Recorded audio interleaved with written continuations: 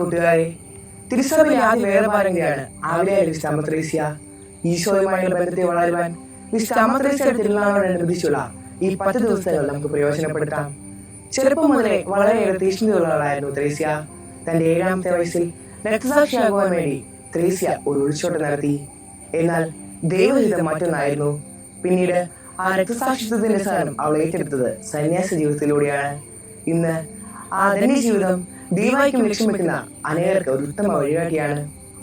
നമ്മുടെ ജീവിതത്തിലും ചിലപ്പോഴൊക്കെ നാം ചില എടുത്തുചാട്ടങ്ങൾക്ക് ശ്രമിക്കാറുണ്ട്. എന്നാൽ ദൈവം നമുക്കായി കരുതി വെച്ചിരിക്കുന്നത് അതിനേക്കാൾ മെച്ചപ്പെട്ട ഒന്നായിരിക്കാം. ഓരോ തീരുമാനങ്ങൾ എടുക്കുമ്പോഴും ദൈവഹിതത്തോട് ചേർന്ന് നമുക്ക് തീരുമാനിക്കാം.